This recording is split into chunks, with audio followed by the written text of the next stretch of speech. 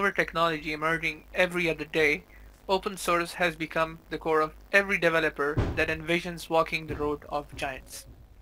Septemberfest is an open gate to open source of opportunities for everyone around the world, be it open source contributors, maintainers, programmers, developers, and beginners. The hard work from the talented individuals drives towards Hacktoberfest, a month-long celebration of open source software hosted by the talented team at DigitalOcean, Dev, and other partners. This enticing carnival serves as a platform that allows everyone to contribute to the same cause, to help drive growth, to contribute, and to follow the core principles of open source. So mark your time from 1st to 31st October for joining the movement and contributing your wonderful ideas to the world. To become a part of this fest, all you need is a GitHub ID. GitHub is a code hosting platform for version control and collaboration. Millions of developers around the world with varying skill levels host their code on GitHub to contribute to the development of the world. It helps you and others work in unison on projects from everywhere and anywhere. Walk on the path of giants by contributing your code and earning your Hacktoberfest tree reward. Register and make 4 valid pull requests on GitHub. Share your creativity with us and be quick. Only the first 70,000 participants who successfully complete the challenges are rewarded. However, being a part of the movement is a reward in itself. To make this September Carnival even more interesting, we have arranged a fun quiz for you. Hello? Well, Yes. Insha, you are audible. Hmm. I was speaking for this whole time. I guess you guys didn't hear me. Nini, carry on. With great opportunities come great questions, so don't worry. Our experienced panelists will be able to quench your curiosity in no time. You may share your questions now. Thank you.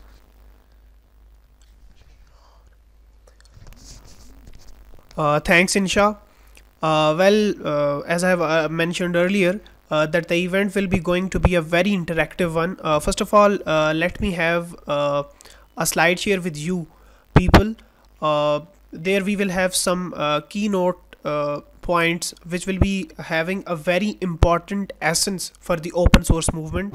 So let me share screen.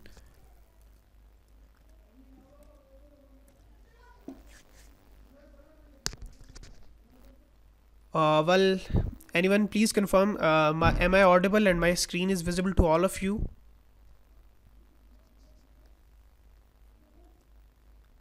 Yes. Yes, you're audible. Yes.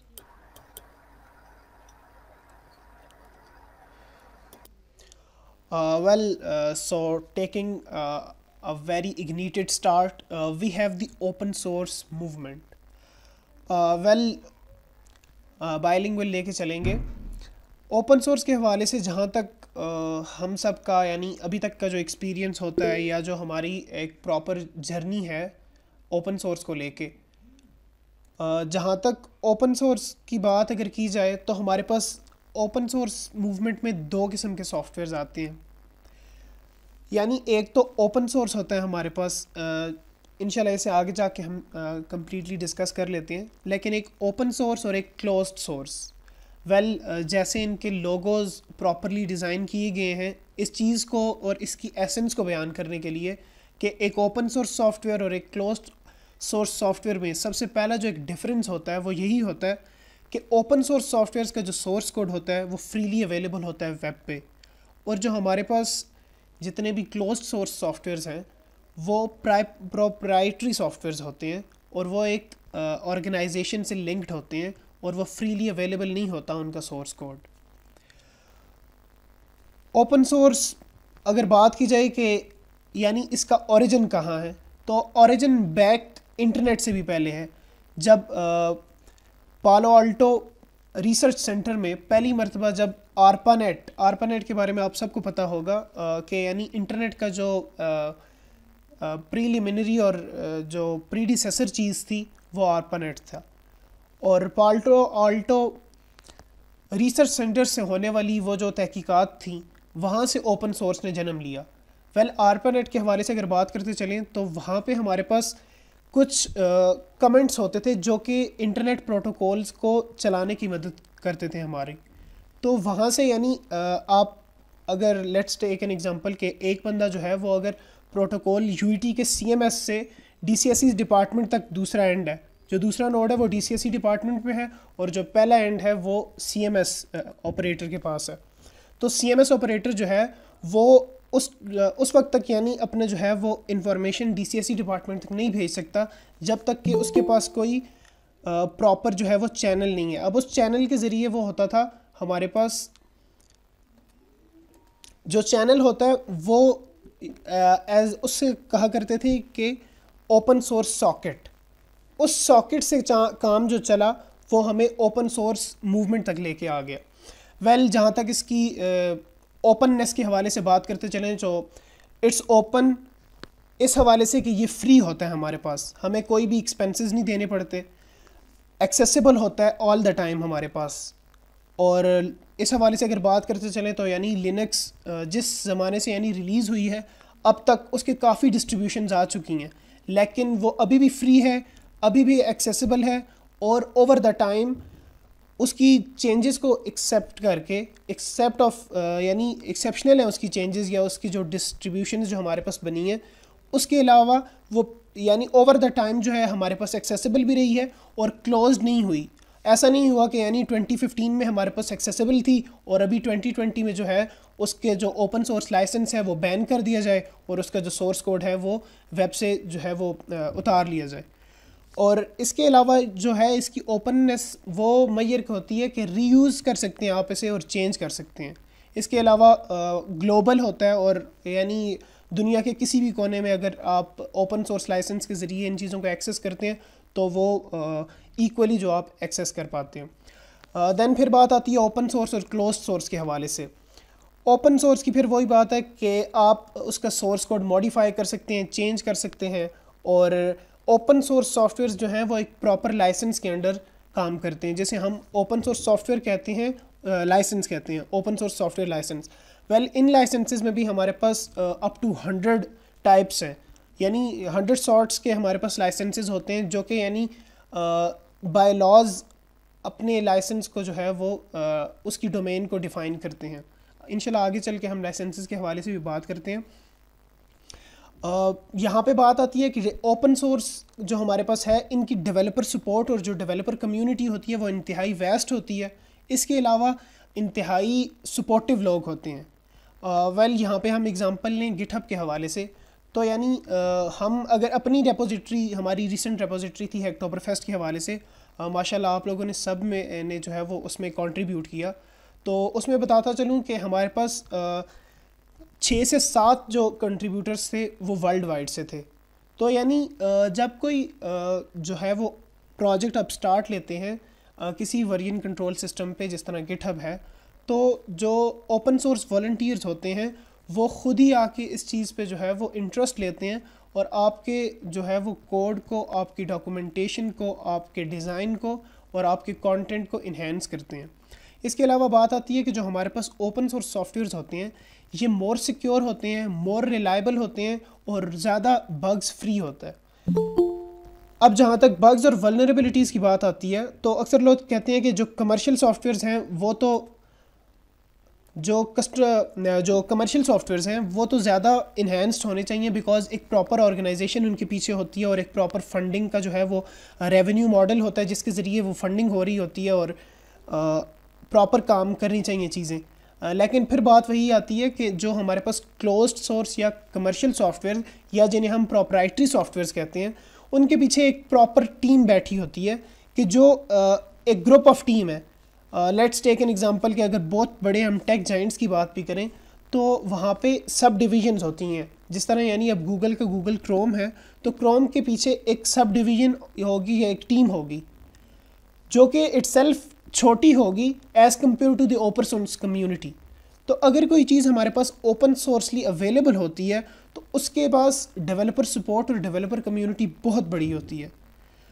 इस हवाले से यानी अब जिस तरह हमारे पास stack overflow है तो यानी कितने मसले ऐसे होते हैं कि जो पहले से सॉल्व्ड होते हैं, यानी आपसे पहले भी वो चीज़ें कोई ना कोई कर चुका होता है। क्राइटेरिया ये होता है ओपन सोर्स के हवाले से कि इसका सोर्स कोड जो है वो फ्रीली अवेलेबल होता है। डिराइव्ड वर्क्स ये चीज़ है कि इन पे यानी किस तरह काम होता है ना, ओपन सोर्स का क्या वर्क फ्लो है। Let's take an example. अभी यानी मैं एक कोड लिखता हूँ, फ़र्ज़ करें कि एक वेब एप्लीकेशन है जिसका फ्रंट एंड जावास्क्रिप्ट में है और बैक एंड node.js में है। अब मैं अगर उसे गिटहब पे या किसी भी, जिस तरह मरकरी है हमारे पास, वर्जन कंट्रोल सिस्टम्स हैं, और या कोड होस्टिंग रिपोजिटरीज़ हैं, वहाँ पे मैं पोस्ट करूँगा तो जितने भी हमारे पास कोलैबोरेटर्स हैं या कंट्रीब्यूटर्स हैं वो आएंगे, इस चीज़ को देखेंगे। हो सकता है कि मेरी जो रेपो है उसमें कोई ना कोई कमी हो, तो उससे ज़्यादा बेहतर ये चीज़ बनती है कि वो यानी मेरे कोड में इन्हेंसमेंट करेंगे और इस चीज़ को डिराइव करेंगे। यानी अगर मेरा वर्जन 1.1 था तो वो मुझे इस बात पे मजबूर करेंगे कि यार यहाँ पे डॉक्यूमेंटेशन में मसला है, यहाँ पे जो है वो इस चीज़ की प्रॉपर फ़ीचर का कोई मसला है या कोई नया फ़ीचर ऐड करेंगे, तो यानी मैं उसका जो है वो वर्जन 1.2 जो है वो रिलीज़ करूँगा। तो वर्जन 1.2 जो है वो 1.1 या 1.0 से ज़्यादा बेहतर रहेगा। वर्जनिंग भी ओपन सोर्स के हवाले से काफ़ी अहम है, बिकॉज़ एक जो हमारे पास कमर्शियल सॉफ्टवेयर होता है उसकी वर्जनिंग प्रॉपर तरीके से उस तरह नहीं होती बिकॉज ऑफ फंडिंग, और फिर उनका एक प्रॉपर बिजनेस मॉडल को वो फॉलो करते हैं। लेकिन एक ओपन सोर्स सॉफ्टवेयर जो है वो यूज़र की नीड्स पे बेस्ड होता है, जिस तरह यूज़र को जो चीज़ चाहिए उस हवाले से उसकी वर्जनिंग भी होती है। दैन फिर बात आती है कि यानी ये प्रॉपर लाइसेंसेस होते हैं, उनकी डिस्ट्रीब्यूशन होती है, उन लाइसेंसेस की बेसिस पे जो है वो ओपन सोर्स काम करता है। इसके अलावा integrity of author source code, कि यानी हमारे पास जो यानी ऑथर होता है या जो ऑनर होता है उस सॉफ्टवेयर का या उस प्रोग्राम का, उसकी इंटेग्रिटी होनी चाहिए। कि यानी आप सब ने हैशेस पढ़े होंगे, जब भी यानी कोई प्रोग्राम हम कंपाइल करते हैं या जो एक प्रॉपर फाइनलाइज्ड प्रोडक्ट होता है डेवऑप्स के बाद, ऑपरेशंस के बाद जब एक सॉफ्टवेयर बन के निकलता है तो प्रॉपर हैशिंग होती है कि यानी कोई भी loss of any file, any character, even hashing की अगर मैं आपको एग्जांपल दूं तो लफ्ज़ है क्राइटेरिया। आप क्राइटेरिया निकालेंगे, उसका जब हैश निकालेंगे किसी भी लेवल का, 256 का हैश निकालते हैं या किसी भी लेवल का हैश निकालते हैं, तो क्राइटेरिया का चेंज होगा। और अगर सिर्फ आप क्राइटेरिया का जो आर है, आर पहले बड़ा था और आप उसे जो है वो छोटा करके लिखेंगे तो कम्प्लीटली हैश चेंज हो जाएगा। तो यहाँ पे ये चीज़ बहुत अहम होती है कि आप जो ऑफिशियल ऑनर है इस चीज़ का, उसके प्रोग्राम उसके सॉफ्टवेयर से इंटीग्रेट करें या इंटेग्रिटी बरकरार रहे। अगर इसके हवाले से बात करते चलें कि अगर लिनक्स की एग्जांपल मैं फिर लेना चाहूँगा, चूँकि लिनक्स एक Debian based open source operating system है, तो इस हवाले से अगर बात की जाए, अगर इंटेग्रिटी ना होती लिनक्स की, तो यानी वो लिनक्स जो लिनस टोरवाल्ड्स ने बनाई थी, आज काले लिनक्स तक, लेट्स टेक एन एग्जांपल काले लिनक्स की, कि काले लिनक्स तक आते आते उस लिनक्स में काफ़ी ज़्यादा चेंजिंग्स हो जानी चाहिए थी, लेकिन सिर्फ इंटेग्रिटी की बेसिस पे आज तक यानी वो जो है उसके जो कोर प्रिंसिपल्स हैं वो बिल्कुल सिमिलर है।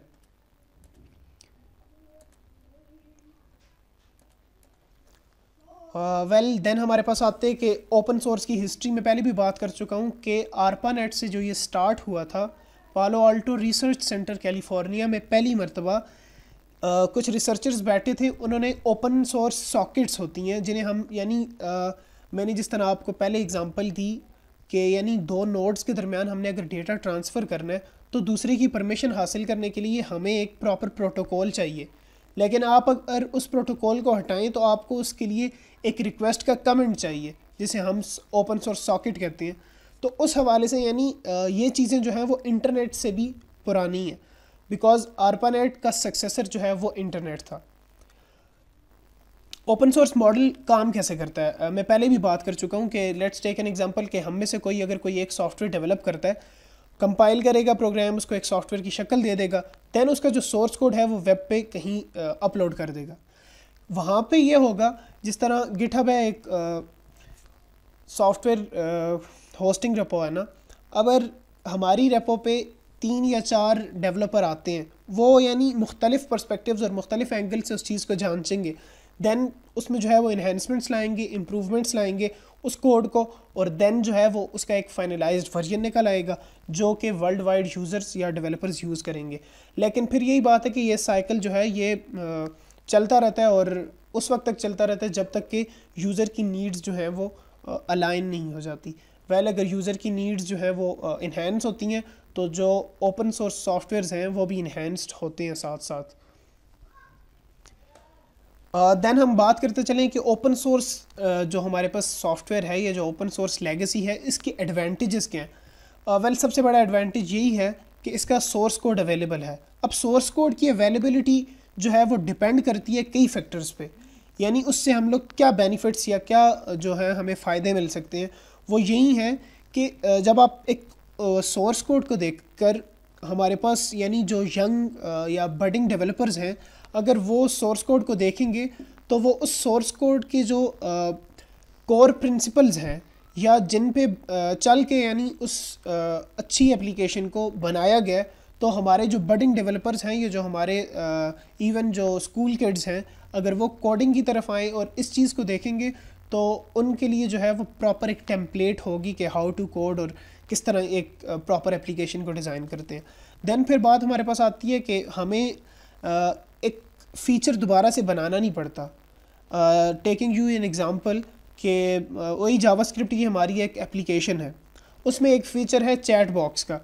अब चैट बॉक्स मेरे पास यानी गिटहब पे भी पड़ा हुआ है, जावास्क्रिप्ट में ही लिखा हुआ है, तो मैं ऐसा करूँगा कि मैं अपनी उस रेपोजिटरी को वहाँ से क्लोन कर लूँगा और अपना जो हमारा मेन मेरी एप्लीकेशन है उसमें मैं इंटीग्रेट कर दूँगा, तो यानी मुझे दोबारा से वो चीज़ बनाने की ज़रूरत नहीं पड़ती।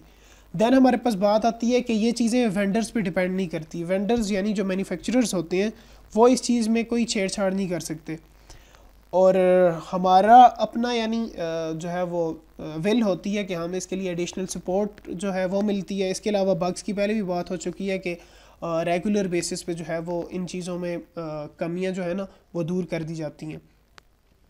देन कुछ डिसएडवांटेजेस भी हैं किसी पर्सपेक्टिव से अगर देखा जाए तो, कि हमारे पास यानी कुछ जो सॉफ्टवेयर क्वालिटी इंश्योरेंस है जिसे हम सॉफ्टवेयर क्वालिटी QA कहते हैं, तो यानी सॉफ्टवेयर क्वालिटी एश्योरेंस जो है वो डेवॉप्स में काम आता है कि ऑपरेशंस के दौरान अगर हम उस सॉफ्टवेयर की क्वालिटी को जो है वो बरकरार नहीं रख रहे, तो अक्सर ओपन सोर्स में ये चीज़ इसलिए लूप होल आता है बिकॉज हमारे पास हर कोई यहाँ पे जो होता है वो वॉलंटियरली काम कर रहा होता है और कोई भी एक प्रॉपर ऑर्गेनाइजेशन के अंडर काम नहीं करता। तो अगर पुअर डेवॉप्स की वजह से हमारे पास जो है वो सॉफ्टवेयर की क्वालिटी एश्योरेंस का जो पार्ट होता है वो इतना ट्रांसपेरेंट नहीं रहता, और सबसे बड़ी बात यह है कि एक डेवलपर जो यानी इतनी मेहनत करता है इस चीज़ को बनाने में, इन फीचर्स को ऐड करने में, तो उसे कोई फाइनेंशियल इंसेंटिव नहीं मिल रहा होता। और इसके अलावा अगर बात की जाए तो ड्राइवर्स का इशू होता है मोस्टली बिकॉज जो वेंडर्स होते हैं, लेट्स टेक एन एग्जांपल, हमारे पास एक सिस्को का राउटर है, तो सिस्को हमें हार्डवेयर जब प्रोवाइड करती है तो इसके साथ साथ प्रॉपरली हमें उसका जो फर्मवेयर होता है जिसे हम ड्राइवर्स कहते हैं वो सॉफ्टवेयर की फॉर्म में भी देता है ताकि यानी हम उसे अपनी मशीन पे कंपैटिबल बना सकें। लेकिन being an open source software तो अक्सर वो चीज़ें जो होती हैं वो एक थर्ड पार्टी ड्राइवर की जो है वो रिक्वायरमेंट होती हैं, तो तब यानी वो हमारी मशीन पे अच्छे तरीके से काम करती हैं। वेल ओपन सोर्स के हवाले से अगर एग्जांपल्स देख ली जाएं तो आप सबको पता है कि हम लोग मोस्टली जो ज़िप के सॉफ्टवेयर यूज़ करते हैं, जिस तरह विनरार हमारे पास जो है वो यानी एक प्रोप्राइटरी सॉफ्टवेयर है, उसके पीछे एक प्रॉपर ऑर्गेनाइजेशन है विनरार। लेकिन जो हमारे पास फाइल एक्सट्रैक्शन का दूसरा सॉफ्टवेयर है जिसे हम 7-zip कहते हैं, यानी इनकी प्रॉपर लेगेसी चलती आ रही है कि यानी ओपन सोर्स की जो लीग है उसको सपोर्ट कर रहे हैं। देन हमारे पास एक्लिप्स की जो IDE है आप लोगों ने मोस्टली यूज़ की होगी, वो भी यानी हमारे पास ओपन सोर्स है। इसके अलावा GNU इमेज मैनिपुलेशन सॉफ्टवेयर है हमारे पास, इमेज मैनिपुलेशन प्रोग्राम, जो कि रास्टर इमेजेस को जो है वो हमारे पास एडिटिंग में यूज़ आता है। जिस तरह विंडोज़ पे फ़ोटोशॉप है उस तरह ओपन सोर्स के लिए या लिनक्स या डेबियन बेस्ड ऑपरेटिंग सिस्टम्स के लिए हमारे पास गिम्प को यूज़ किया जाता है। वेल इसके अलावा क्रोमियम जो है, चूँकि आप लोगों को पता है गूगल क्रोम जो है वो एक प्रोप्राइटरी सॉफ्टवेयर है गूगल की तरफ से, लेकिन Google being a technology giant इस चीज़ की एसेंस को समझता है कि ओपन सोर्स में कंट्रीब्यूशन इंतहाई अच्छी बात है और इसके यानी दूररस नताइज भी हैं। तो इस वजह से गूगल ने अपना जो यानी state of the art technology है गूगल क्रोम, उसका सोर्स कोड जो है वो किसी हद तक हम इसे ये नहीं कह सकते कि यानी क्रोमियम जो है वो क्रोम की एग्जैक्ट कॉपी है, लेकिन क्रोम से यानी कुछ वर्जन्स बैकवर्ड, अगर हम उसे कह लें कि बैकवर्ड कंपैटिबिलिटी के हवाले से बात करें तो क्रोमियम जो है वो विद लेस फीचर्स है लेकिन है गूगल क्रोम का हिस्सा। और देन फिर आपने देखा होगा कि ओपेरा का जो और इवन माइक्रोसॉफ्ट एज ने क्रोमियम को कॉपी किया, बिकॉज गूगल क्रोम की टेक्नोलॉजी जो है गूगल क्रोम में एग्जैक्टली जो मेन चीज़ काम करती है वो ये है कि गूगल का V8 जावास्क्रिप्ट इंजन है जिस पे जावास्क्रिप्ट रन करता है, और V8 इंजन जो है वो one of the fastest engine out there in market. तो इस वजह से जो है गूगल क्रोम की काफ़ी जो है वो गूगल क्रोम को काफ़ी माना जाता है being a industry leader web browser. इस वजह से क्रोमियम को यूज़ करते हुए काफ़ी जो इंटरप्राइज सॉफ्टवेयर्स हैं हमारे पास, जिस तरह ओपेरा है या माइक्रोसॉफ्ट एज है, वो इसी पे बेस्ड हैं। दैन हमारे पास ब्लेंडर आता है, ब्लेंडर 3D मॉडलिंग में यूज़ होता है, आप सबको पता होगा। मोज़िला फायरफॉक्स की जहाँ तक हम बात करते चलें तो मोज़िला जो है वो भी एक ओपन सोर्स सॉफ्टवेयर है और third largest used web browser भी है हमारे पास। अब मोज़िला फायरफॉक्स के पीछे जो टेक्नोलॉजी काम करती है उसे हम कहते हैं कि ये यानी गीको की टूल किट यूज़ की जाती है। अब जो गीको की टूल किट है वो इटसेल्फ एक ओपन सोर्स सॉफ्टवेयर है, तो इसकी बेसिस पे आपने देखा होगा कि हमारे पास फायरफॉक्स के मुख्तलिफ डिस्ट्रीब्यूशंस हैं, यानी मुख्तलिफ फ्लेवर्स हैं। ओपन ऑफिस की इंशाल्लाह आगे फिर बात करेंगे, इस तरह लिब्रे ऑफिस है और मुख्तलिफ जो ऑफिस सूट है हमारे पास, ये भी ओपन सोर्स ही काम करते हैं। देन ऑपरेटिंग सिस्टम्स पे आएँ तो वेल ऑपरेटिंग सिस्टम्स का इस वजह से भी काफ़ी एसेंस है कि ऑपरेटिंग सिस्टम्स जो हैं वो सिस्टम सॉफ्टवेयर्स हैं। देन बात करें सबसे जो यानी हाईली डेंसली जो है ना यूज्ड, वो एंड्रॉयड ऑपरेटिंग सिस्टम है। एंडी रूबिन ने बैक इन 20 जो है वो एग्जैक्टली मुझे ईयर का याद नहीं, लेकिन एंडी रूबिन ने एंड्रॉयड को जब लॉन्च किया तो एंडी रूबिन जो थे उन्होंने लिनक्स की डिस्ट्रीब्यूशन को चेंज किया और इस हवाले से ढाला कि वो मॉडर्न डिवाइसेस जो कि यानी उस टाइम पे हमारे पास थी वो सेम्बियन को यूज़ करती थी या जो उस टाइम के मुख्तलिफ ऑपरेटिंग सिस्टम्स थे, लेकिन एंड्रॉयड को उन्होंने इस तरह मोल्ड किया ताकि यानी वो डिफरेंट टच डिवाइसेस जो हमारे पास स्मार्टफोन्स और मुख्तलिफ टैबलेट्स थे उन पर रन किया जा सके। लेकिन आज एंड्रॉयड यानी इतना वेस्ट हो चुका है कि even we have Android for cars, we have Android for household activities. तो यानी जितनी हमारे पास IoT है वो यानी वो दिन दूर नहीं है कि ईच एंड एवरीथिंग जो है वो एंड्रॉयड पे शिफ्ट हो जाएगी just because of its openness, क्योंकि ये एक ओपन सोर्स सॉफ्टवेयर लिनक्स की जो है वो डिस्ट्रीब्यूशन पे बेस्ड है। देन लिनक्स की अपनी जो है वो काफ़ी ज़्यादा डिस्ट्रीब्यूशंस है। मैं एक वीडियो देख रहा था उसमें वो इवन कह रहे थे कि यानी अब तो लिनक्स का हैना मोंटाना वर्जन भी आ गया।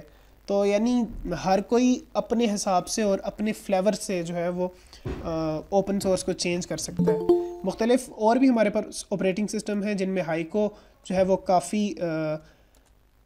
हाइको को जो है वो हाइप मिली हुई है इस चीज़ पे। प्रोग्रामिंग लैंग्वेजेस के हवाले से बात करें तो PHP, पाइथन, रूबी, ये सारी लैंग्वेजेस जो हैं वो ओपन सोर्स लैंग्वेजेस हैं और इसी वजह से आप सबको पता है कि इन लैंग्वेजेस की काफ़ी मांग है मार्केट में, बिकॉज़ इनकी कम्युनिटी बहुत बड़ी होती है। और कम्युनिटी बड़ी होने के अलावा सबसे बड़ी बात यह है कि इनकी जो सॉफ्टवेयर लाइब्रेरीज़ होती हैं जिन्हें हम थर्ड पार्टी एड ऑन्स कहते हैं वो ज़्यादा इसी वजह से होते हैं बिकॉज़ इनका जो सोर्स कोड है वो फ्रीली अवेलेबल है। वेल यहाँ पे जो मेन बात आती है सर्वर सॉफ्टवेयर के हवाले से, तो जैसा मैं पहले बात कर चुका हूँ कि PHP जो है वो एक ओपन सोर्स सॉफ्टवेयर है, यानी सोर्स कोड उसका जो है वो ओपन है PHP का। और जितने भी हमारे पास सर्वर सॉफ्टवेयर्स हैं ख़ासकर जो कंटेंट मैनेजमेंट सिस्टम्स हैं जिनमें वर्डप्रेस है, जूमला है, ड्रूपल है, इस तरह के जितने भी हमारे पास ये 3 जो हैं वो इंडस्ट्री लीडर्स हैं CMS में, इस वजह से मैंने इनके हवाले से बात की। तो वर्डप्रेस जो है वो ट्रूली बेस्ड है PHP पे। PHP ख़ुद जो है वो क्या एक ओपन सोर्स जो है वो प्रोग्रामिंग लैंग्वेज है। तो इस हवाले से यानी जिस चीज़ का सोर्स कोड फ्रीली अवेलेबल होता है उसकी काफ़ी फ्लेवर्स देखने को मिलते हैं और उसके काफ़ी जो है वो डिस्ट्रीब्यूशंस हमें देखने को मिलती हैं।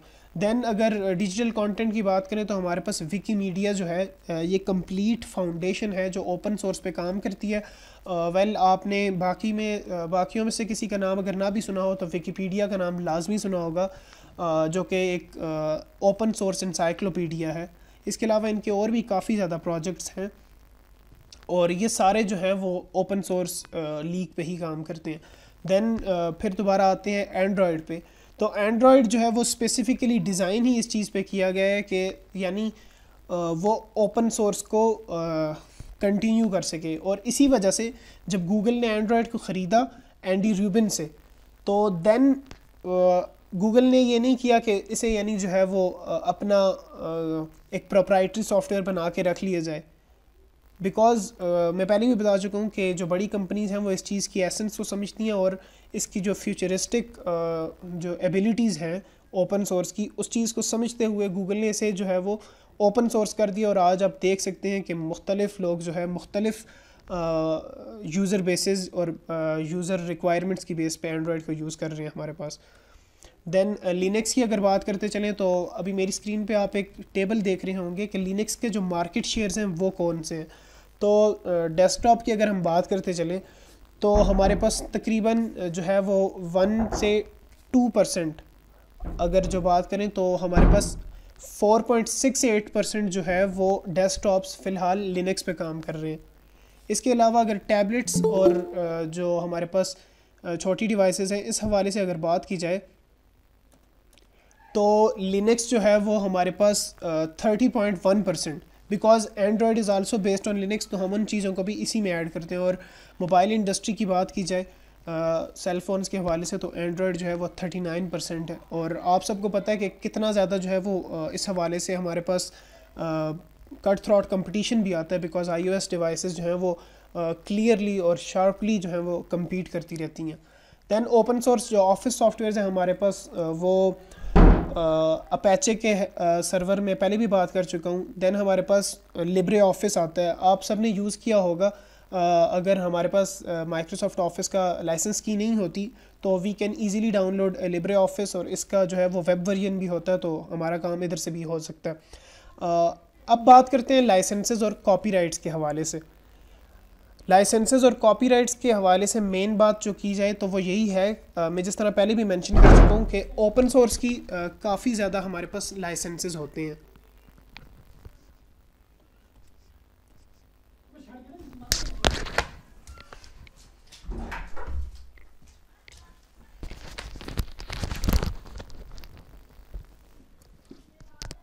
Am I visible?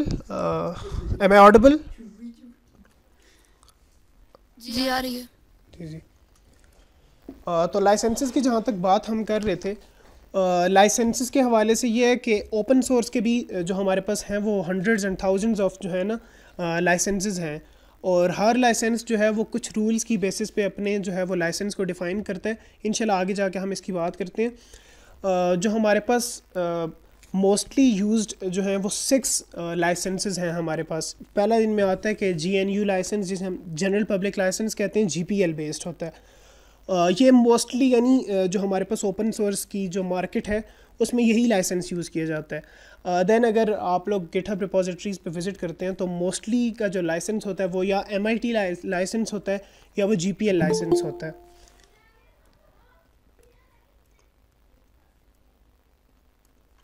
और GPL लाइसेंसेस के हवाले से अगर दोबारा बात की जाए तो इनमें भी यानी अब जो हमारे पास LGPL है उसे हम कहते हैं लेसर जनरल पब्लिक लाइसेंस। तो GPL और LGPL में यही फ़र्क है कि यानी कुछ रूल्स की बेसिस पे यानी वो ज़्यादा ओपन है और ये थोड़ा कम ओपन है। इस हवाले से जो है वो इनकी ओपननेस में जो डिफरेंस है उसकी बेसिस पे GPL और LGPL का डिफरेंस आ जाता है।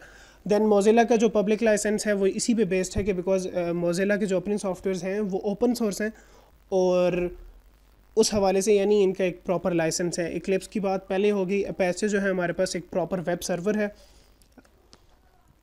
अब कुछ मिथ्स जो हैं वो ओपन सोर्स के हवाले से कि यानी जो हमारे पास ओपन सोर्स होते हैं सॉफ्टवेयर्स वो फ्री होते हैं।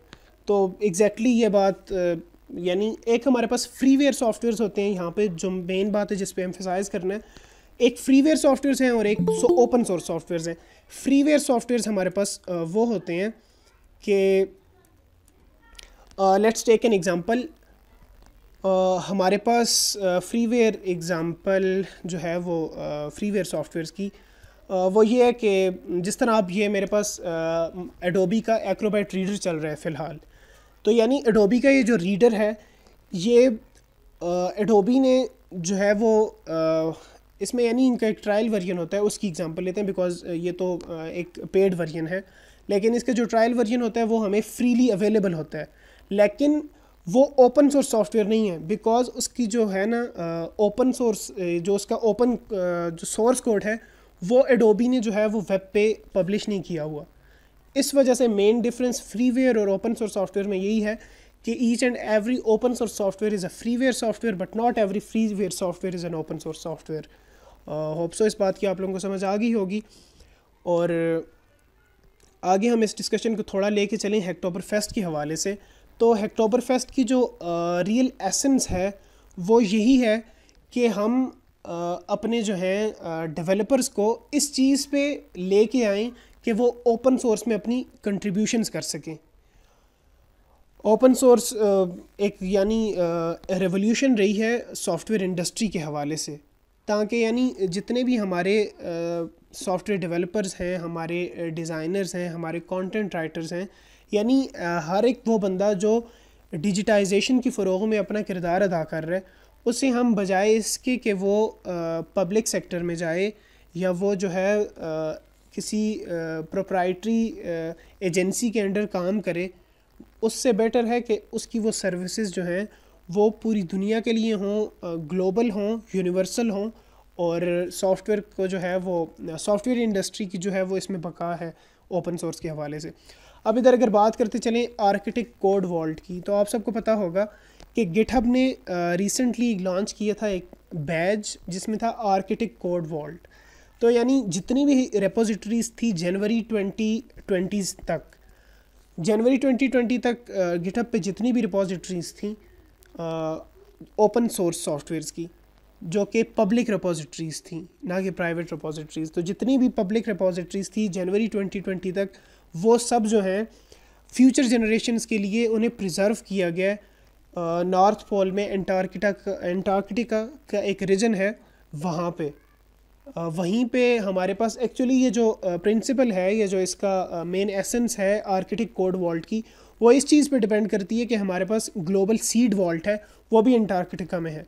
तो ग्लोबल सीड वॉल्ट ये काम करता है कि फ्यूचर जनरेशन्स के लिए जो हमारे पास यानी इन्वायरमेंट में ऐसी चीज़ें जो कि ग्लोबल वार्मिंग और मुख्तलिफ जो ऐसे यानी इन्वायरमेंटल अनासर हैं, उनकी बेसिस पे जो चीज़ें ह्यूमैनिटी या नेचर से ख़त्म हो रही हैं उनको प्रिजर्व करना चाहिए नेक्स्ट जनरेशन्स के लिए।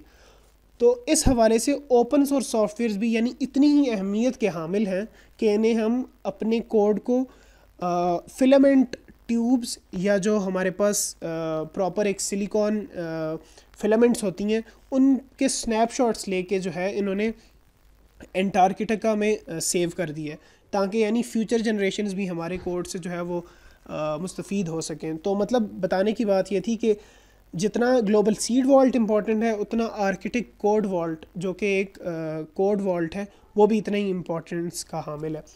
अगर करियर के हिसाब से बात की जाए, एक ओपन सोर्सर या जो एक active open source software developer होता है, उसके हवाले से इम्पॉर्टेंस ये है कि ओपन सोर्स एडवोकेट्स जितने भी होते हैं उन्हें मुख्तलिफ रिकॉग्निशंस दी जाती हैं।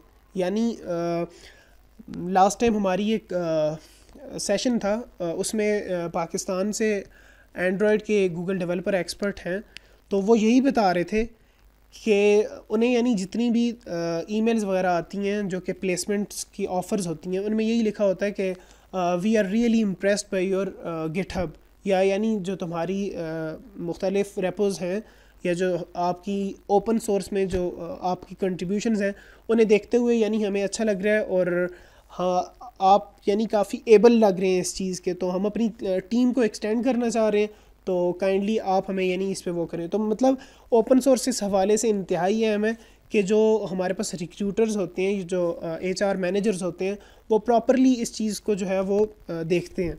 और गिटहब के हवाले से अगर मैं बात करता चलूँ तो ये सिर्फ डेवलपर्स के लिए नहीं रही, बिकॉज़ अब हमारे पास जो हमारे डिज़ाइनर्स हैं या मोस्ट इम्पॉर्टेंटली जो हमारे कंटेंट राइटर्स हैं, ये भी अपनी चीज़ों को वर्जन कंट्रोल करने के लिए गिटहब का बहुत यूज़ कर रहे हैं। और गिटहब जो है वो एक प्रॉपर टेक्नोलॉजी बन गई है, गिट और गिटहब। और गिट को जो है एक प्री रिक्विजिट के तौर पे जो है एक सॉफ्टवेयर डेवलपर के लिए लाजमी करार दिया गया। देन रेज्यूमे लेवरेज तो है, इस बात पे पहले भी हम बात कर चुके हैं। और ओपन सोर्स और टेक जाइंट्स की जहाँ तक बात की तो मैंने क्रोम की आप लोगों की एग्जांपल दी कि क्रोम जो कि यानी एक state of the art technology है गूगल की, उसे ओपन सोर्स करने का मेन मकसद यही था कि जो ओपन सोर्स की फ्यूचरिस्टिक जो उसके फ़ायदे हैं उसको भी जो है वो ग्रैब कर लिया जाए। आप लोगों ने अभी रिसेंटली जो है वो क्लाउड सीको का जो है वो काफ़ी एक हाइप गुजरी है, तो इस हवाले से अगर मैं बात करता चलूँ तो गूगल क्लाउड प्लेटफॉर्म में जो सबसे बड़ी टेक्नोलॉजी है यानी इंतहाई एडवांस्ड और state of the art technology, वो एंथोस की टेक्नोलॉजी है। एंथोस जो है वो मल्टी और हाइब्रिड क्लाउड टेक्नोलॉजीज़ पे काम करता है, और एंथोस जो है वो गूगल ने ओपन सोर्स कर दिया है। यानी हर वो चीज़ जो इंतहाई अहमियत की हामिल होती है और जिसमें इन्हांसमेंट्स की ज़रूरत होती है, उसे जो यानी बड़ी कंपनीज़ हैं वो भी ओपन सोर्स कर देती हैं। इसी तरह जो कुबरनेटीज़ है, आप सबको पता है कि डॉकर सिस्टम जो है वो डेवलपर ऑपरेशंस में इंतहाई अहम किरदार अदा करता है। तो जो डॉकर है हमारे पास, वो इट्सेल्फ एक ओपन सोर्स टेक्नोलॉजी है। अक्टूबर फेस्ट के हवाले से अगर हम बात करते चलें तो माशाल्लाह हम में से यानी काफ़ी लोगों ने जो है वो अक्टूबर फेस्ट का जो चैलेंज है वो पहले से कंप्लीट कर लिया है, और इस हवाले से आप लोगों के इंशाल्लाह एक्सपीरियंसेस भी लेते हैं। हमारे पास टाइम भी थोड़ा कम है, लेकिन मैं इसको जल्दी लेके चलता हूँ। ओपन सोर्स ये होता है कि नहीं, अक्टूबर फेस्ट ये है कि मंथ लॉन्ग ओपन सोर्स की सेलिब्रेशन चलती है इसमें, कि यानी हम अपने डेवलपर, डिज़ाइनर या कंटेंट राइटर्स को इस चीज़ पे उभारते हैं कि वो ओपन सोर्स को जो है वो इस ओपन सोर्स की मूवमेंट में अपना जो है वो किरदार अदा करें। और ये यानी जितना भी हमारे पास प्रेप्टेम्बर है या अक्टूबर फेस्ट है, ये डिजिटल ओशन जो कि क्लाउड प्रोवाइडर है, उन्होंने यानी गिटहब, dev.to और इंटेल के साथ मिलके एक प्रॉपर कैंपेन चलाई है, ताकि यानी ओपन सोर्स सॉफ्टवेयर चूँकि यानी ये एक प्रॉपर रेवेन्यू मॉडल या जो एक प्रॉपर हमारे पास फंडिंग होती है उससे नहीं गुजरते, बिकॉज़ इनके पीछे कोई फाइनेंशियल ऑर्गेनाइजेशन नहीं होती जो इन्हें बैक करे। तो यानी ये पर्सनली हम कहेंगे कि काफ़ी एक अच्छा इनिशिएटिव है इस चीज़ को लेने के लिए। तो व्हेनेवर पर्सन यानी 4 पुल रिक्वेस्ट जो है वो एनुअली जब कंप्लीट करता है अक्टूबर के महीने में, तो देन उसे as a token of gratitude जो है वो एक लिमिटेड एडिशन टी-शर्ट दी जाती है। और इस बार तो इन्होंने यानी ये रूल भी निकाला है कि और सिंपैथी और नेचर को यानी बीच में इंडल्ज किया है कि अगर आप टी-शर्ट नहीं लेंगे तो देन हम यानी उसकी जगह जो है वो डिजिटल ओशन वाले जो हैं, जो अक्टूबर फेस्ट के ऑफिशियल ऑनर्स हैं, वो ये कह रहे हैं कि अगर आप टी-शर्ट नहीं लेते तो then we will plant a tree उस फाइनेंशियल पैकेज से। तो ये भी यानी एक इन्वायरमेंट और ओपन सोर्स का भी आपस में एक गहरा ताल्लुक़ है, बिकॉज़ दोनों चीज़ों की बका हमें लाजमी करनी है। देन यहाँ पे अगर मैं आपको छोटी सी वीडियो बताता चलूँ जो कि यानी ओपन सोर्स की जो है वो काफ़ी इम्पोर्टेंस बयान करती है, और ये वीडियो है बैक इन 2003 की। तो इस हवाले से यानी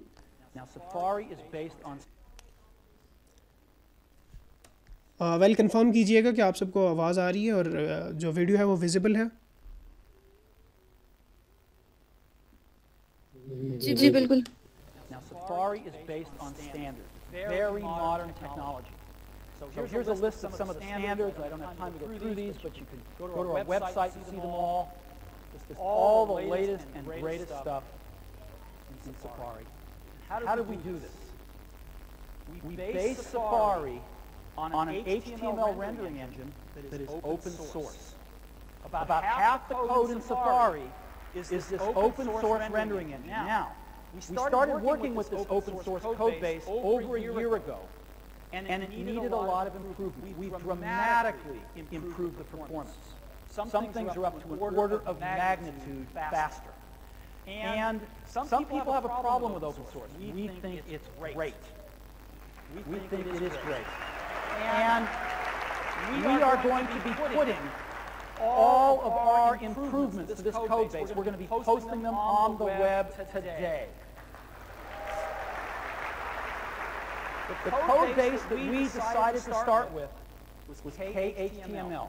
It's very popular in the Linux world, and it was a very well architected HTML rendering engine that is now dramatically improved. And the HTML rendering engine in Safari, we have built an incredible browser around it. We could not be happier. So Safari. Well यहाँ पे जो चीज़ main emphasise की थी वो यही थी कि यानी जो टेक्नोलॉजी जायंट्स हैं, जिस तरह आप देख रहे थे कि स्टीव जॉब्स जो हैं वो आप देख रहे थे कि जिस तरह यानी स्टीव जॉब्स प्रेजेंट कर रहे थे 2003 की इनकी कोई एनुअल कॉन्फ्रेंस थी, सफारी के हवाले से बात हो रही थी। तो यानी सफारी एप्पल का एक प्राइम प्रोडक्ट था एक ज़माने में, और बात वही हो रही थी कि यानी जिस तरह गूगल क्रोम का V8 जावास्क्रिप्ट रेंडर है, रेंडर इंजन है, इस तरह यानी ये लोग भी जो अपना रेंडर इंजन है उसको ओपन सोर्स कर रहे थे। तो मैं इंशाल्लाह जो है वो प्रॉपरली इस चीज़ों पे हमारे जो है वो काफ़ी डीप डिस्कशंस होंगी, लेकिन फ़िलहाल हम आगे चलते हैं। और ये है कि हमारे पास अभी काफ़ी हमारे मेंबर्स हैं जिन्होंने यानी हैकटॉबर फेस्ट चैलेंज भी कंप्लीट किया। तो मैं चाहूँगा कि आप लोगों में से वॉलंटियरली या फिर अगर हादी से हम स्टार्ट लें कि आप लोगों के क्या क्या यानी एक्सपीरियंसेस थे ओपन सोर्स को लेके, तो वो काफ़ी अच्छा रहेगा और काफ़ी इंटरेक्टिव हो जाएगा हमारे लिए।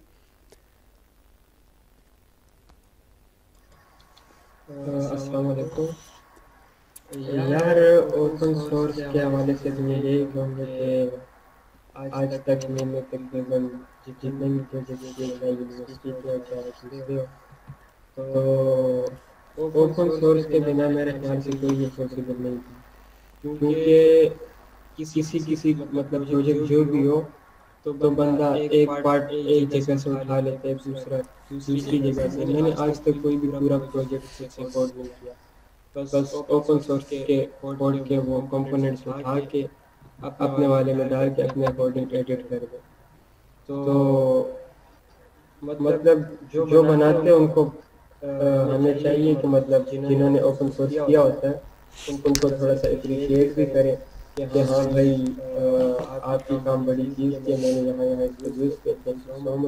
तो इससे इतना कुछ होगा तो नहीं, लेकिन वो लोग एनकरेज होंगे। और अगर उनके पास और इस तरह की कोई टेम्पलेट्स या फिर कोई और चीज़ें होगी स्निपेट, तो वो ओपन कर देंगे और हम सबको फायदा होगा। या इस तरह अगर आप लोगों के पास कोई स्निपेट है या कोई प्रोग्राम है जो भी है, अगर आप लोग उनको ओपन सोर्स कर दें तो हो सकता है उनसे दूसरों को भी मदद हासिल है। तो मतलब बहुत अच्छी खुद भी मतलब आप वो कर लेते और काम हो जाते दूसरों का भी। तो पार्टिसिपेट करना चाहिए ऐसी चीज़ों में। मेरे ख्याल से नेट का भी थोड़ा मसला आ रहा है मेरे पास। राजा आप कंटिन्यू कर लें। वेल थैंक्स हादी, आपने अपने एक्सपीरियंस से हमें आगाह किया। आगे हमारे पास हमारे जूनियर हैं अब्दुल माजिद, जिन्होंने रिसेंटली हैकटॉबर फेस्ट जो है वो काफ़ी अच्छे तरीके से जो है वो किया है। वेल माजिद लाइन पे नहीं है हमारे पास। मैं आरज़ू से कहूँगा कि वो अपना एक्सपीरियंस काइंडली शेयर करें।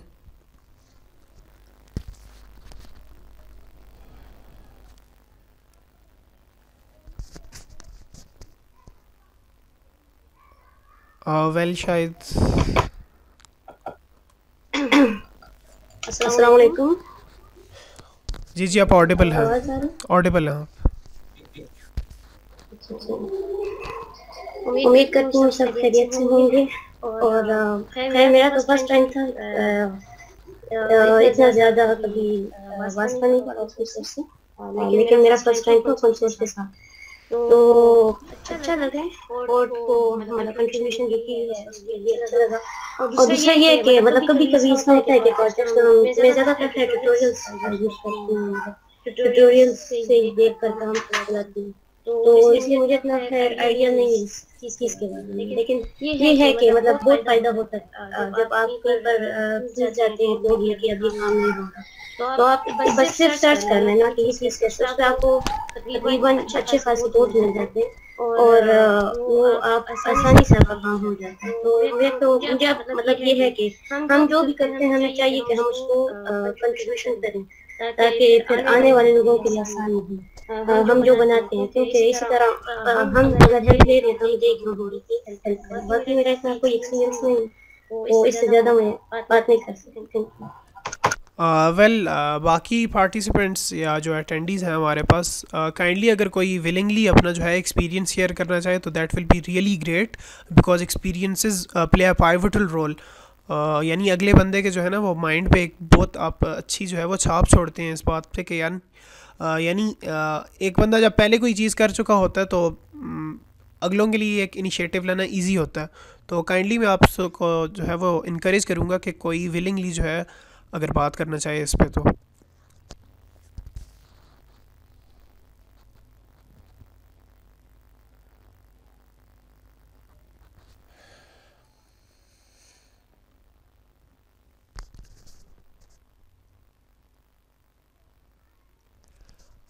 वेल हम लोग एक छोटा सा हैंड्स ऑन एक्सपीरियंस कर लेते हैं। मेरी एक गिटहब की रिपोजिटरी है। रिसेंटली आप सबने देखा कि हमारा क्लाउड सीको फेस्ट था, तो उस हवाले से मैं यानी एक छोटा सा जो है वो आप लोगों को एक डेमो दूंगा कि यानी कैसे ओपन सोर्स के हवाले से हम लोग चीज़ों को और जो हमारी यानी एप्लीकेशन की एफिशिएंसी है या जो स्पीड है जिसे हम यानी मार्केट डेवलपमेंट रेट कहते हैं कि यानी एक चीज़ को हम लोग जो है एक एप्लीकेशन को मार्केट तक पहुंचाने में जितना हमारा टाइम लगता है वो ओपन सोर्स के, जिस तरह हादी ने भी बात की कि यानी हम मुख्तलिफ़ फ़ीचर्स इधर उधर से उठाते हैं और देन अपना एक फाइनलाइज जो है कस्टमाइज्ड वर्जन निकालते हैं। तो इंशाल्लाह मैं इस पर थोड़ा सा जो है वो आप लोगों को डेमो देने की कोशिश करूँगा और देन फिर जो है हम लोग हमारा क्विज़ है और देन फिर हम लोग इंशाल्लाह एडजर्न करेंगे।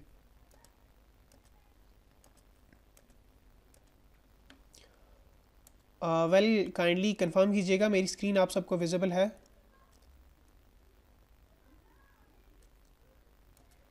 जी विजिबल है। जी जी। वेल ये एक रेपोजिटरी है क्लाउड सीखो के नाम से।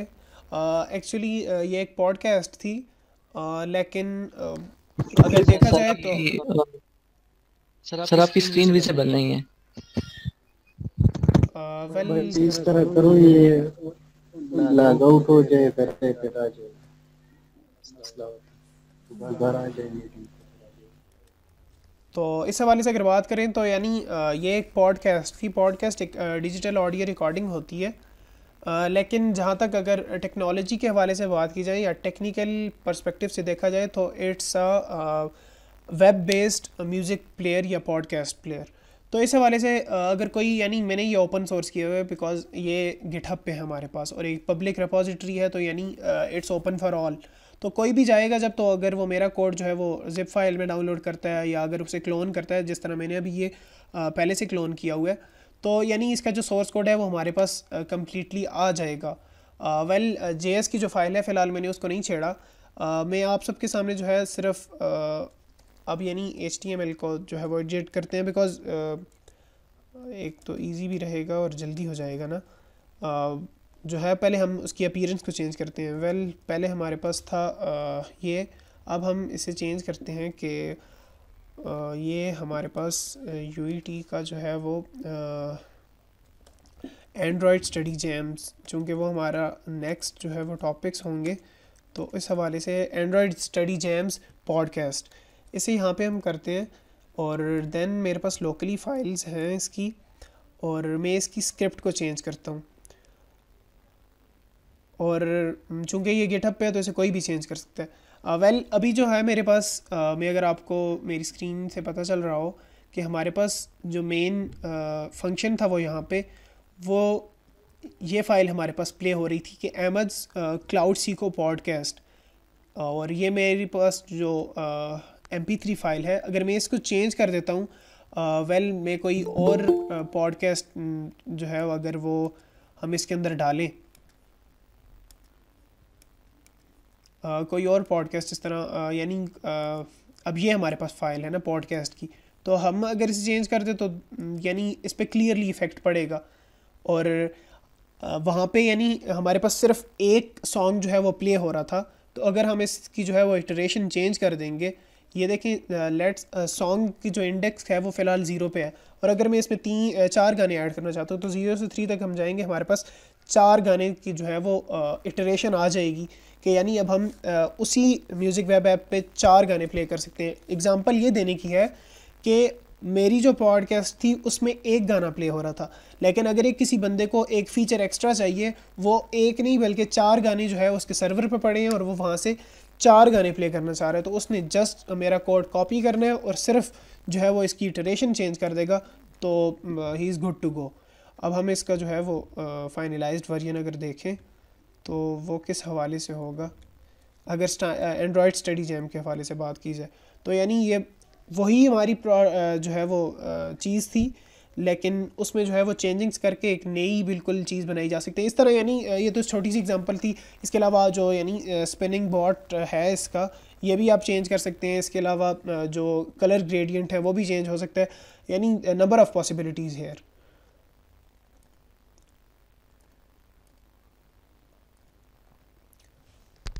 वेल अब जो है वो क्विज़ेस स्टार्ट ले लें तो बेस्ट रहेगा, बिकॉज़ इंगेजमेंट लेवल भी कम हो रही है और मुझे ख़ुद भी पता चल रहा है, बिकॉज़ अगर लाइसेंसिंग की बात होती है और ओपन सोर्स के हवाले से तो वो फिर काफ़ी बोरियत का समा बन जाता है।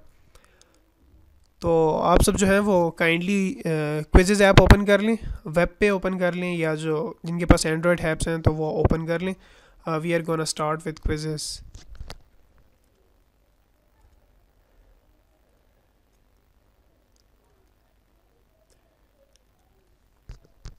Let me share screen with you all.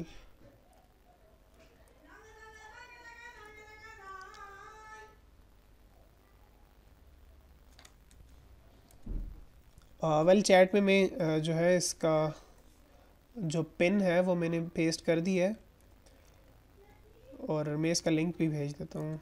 अगर किसी के पास मोबाइल ऐप नहीं है तो वो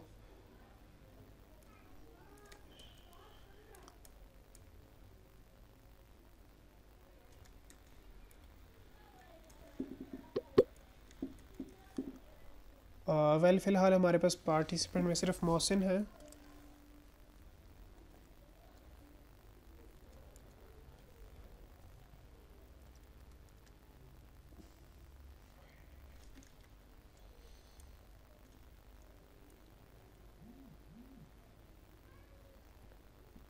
फ़िलहाल सिर्फ मोहसिन है।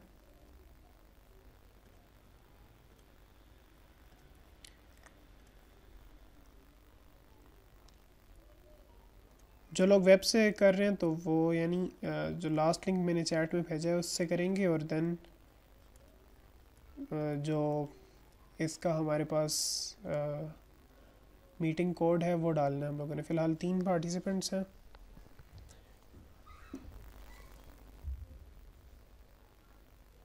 वेल ये जो क्विज़ेस का क्विज़ था ये भी हम लोगों ने ख़ुद डिज़ाइन नहीं किया, ये भी एक तरह का यानी ओपन सोर्स आप इसे कह सकते हैं, बिकॉज़ इसको एडिट करके हम इन्हांस भी कर सकते हैं और इसी को जो है इसकी एप्लीकेशन है वो फ्रीली यूज़ भी कर सकते हैं। तो हम लोग ख़ुद भी इसमें जो है वो पार्टिसिपेट करेंगे।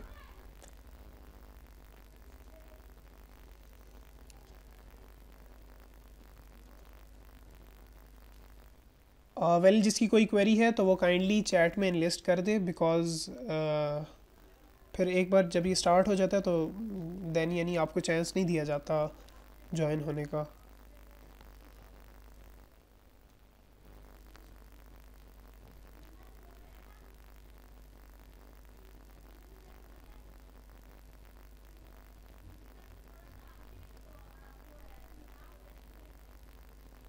वेल हमारे पास 7 पार्टिसिपेंट्स हैं और अटेंडीज़ 14 है, तो काइंडली जिसका कोई मसला है तो well pendulum the simple one जिनका कोई निक नेम है वो पूछ रहे हैं कि अच्छा बता रहे हैं, ठीक है। आप लोग वेब से भी यूज़ कर सकते हैं इसको।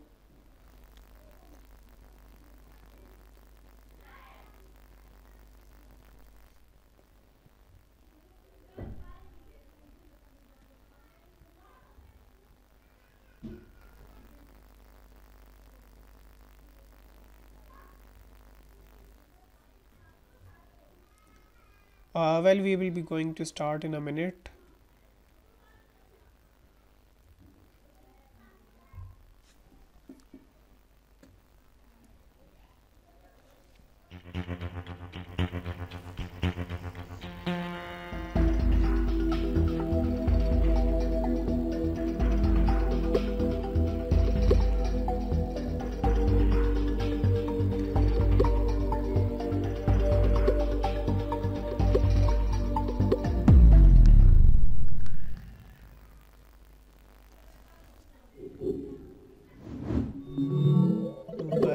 हमारे पास हैज़ जो है वो टॉप पे हैं फ़िलहाल।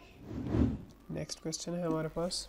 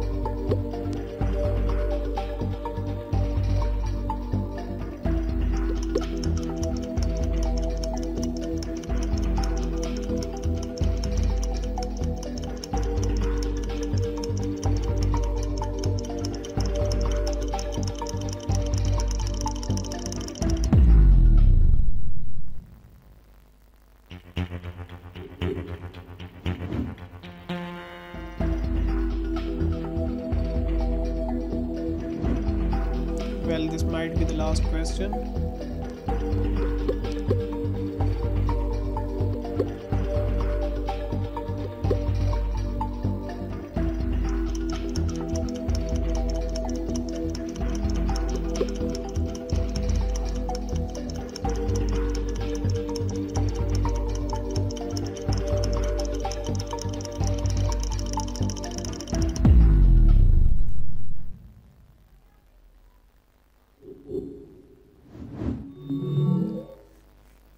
Well, लेडरवुड पे शायद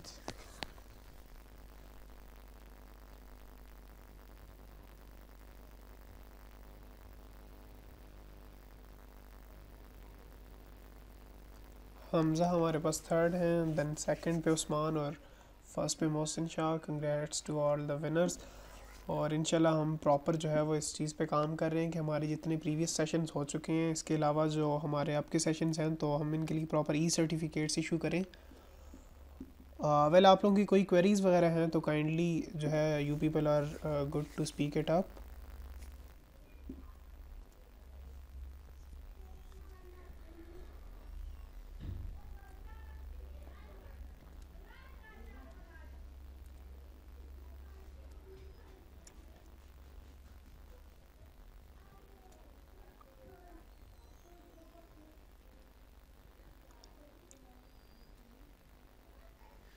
अस्सलाम वालेकुम। मैं क्वेरी तो नहीं, अलबत्ता मैं रिक्वेस्ट करना चाहती हूँ, जिस तरह आप लोग ये सेशन कर रहे हो ना, इन्फॉर्मेटिव है। रिक्वेस्ट मेरी ये है कि जिस तरह कि आप लोग थोड़ा प्रैक्टिकल, जिस तरह आप लोग काम करते हैं वो प्रैक्टिकल ट्रेनिंग अगर आप लोग उसके लिए कोई सेशन अरेंज कर सकें, जैसा कि वो पुल रिक्वेस्ट के लिए किया था, तो एक आधा घंटा या 40 मिनट भी काफ़ी होंगे, तो इससे सबको हेल्प मिलेगी। क्योंकि हम लोग बहुत ज़्यादा इस चीज़ पे नहीं इतना ज़्यादा हमें आदत नहीं हो रही इस चीज़ की। तो आप लोग एक्सपर्ट्स हो, आप लोग इस पे थोड़ी हेल्प करेंगे तो हमारा एक तरह से किक स्टार्ट हो जाएगा। वेल, इंशाअल्लाह तैयबा, जहाँ तक इस हवाले से बात है तो मैं पहले भी मेंशन कर चुका था, हमारे अनफॉर्चुनेटली जो हमारे स्पीकर थे वो नहीं आए थे, और ये सारी चीज़ें जो है वो फिर हमें जो है in the very short notice जो है वो करना पड़ा, और it was just like a tech talk. तो इंशाल्लाह हम आगे बूट कैंप्स जो है वो अरेंज करेंगे प्रॉपर लैंग्वेजेस पे, इंशाल्लाह स्टार्टिंग विद जावास्क्रिप्ट और पाइथन। तो मतलब जितनी भी टेक्नोलॉजीज़ हैं गिट से लेके जो है हमारे पास मोबाइल ऐप डेवलपमेंट तक और डेवऑप्स तक, तो इंशाल्लाह बिकॉज़ वर्चुअली हर चीज़ हो रही है तो हम भी यानी उस तरह डिलीवर नहीं कर पा रहे, और हमारे जितने भी फेलो लीड्स हैं, ये जो हमारे फेलो चैप्टर्स हैं पाकिस्तान में या ग्लोबली, वो भी फ़िलहाल कोशिश यही कर रहे हैं कि यानी हम लोग टेक टॉक्स को या जो हमारे पास इंडस्ट्री एक्सपर्ट्स हैं उनको बुला के ही काम किया जाए। तो इंशाल्लाह इस पे भी काम करेंगे प्रॉपरली। तो बाकी आपके फ़ीडबैक से अच्छा लगा कि यानी अक्टूबर फेस्ट का जहाँ तक हमारा था वो तो काफ़ी इनफॉर्मल सेशन था, तो इंशाल्लाह we will try to take on that legacy.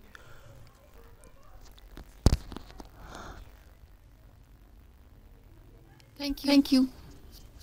बाकी किसी के कोई क्वेश्चंस या कोई सजेशंस हैं तो काइंडली इनलिस्ट कीजिएगा, नहीं तो हम एडजर्न करेंगे।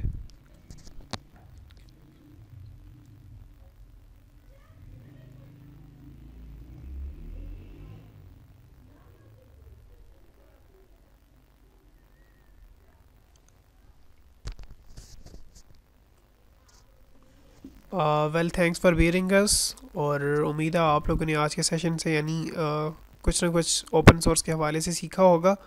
और जहाँ तक ओपन सोर्स और बाय लॉज की बात है तो हमारे पास एक वंडरफुल बुक है लॉज फॉर कंप्यूटिंग स्टूडेंट्स। तो काइंडली अगर आप उससे जो है वो ओवरव्यू कीजिए तो हमारे पास जितने भी सॉफ्टवेयर के लाइसेंसेस हैं या एक सॉफ्टवेयर इंडस्ट्री में जो लॉज हैं यानी वो सॉफ्टवेयर लाइसेंसेस से लेके साइबर सिक्योरिटी या इन्फो सेक के जो हमारे पास हैं जितने भी यानी पॉलिसीज़ हैं वो बुक उनको यानी उस डोमेन को कवर करती है। तो काइंडली उसको भी एक बार आप देखिएगा। तो इंशाल्लाह अगले इवेंट में मिलते हैं, और स्टे सेफ। अल्लाह हाफिज़।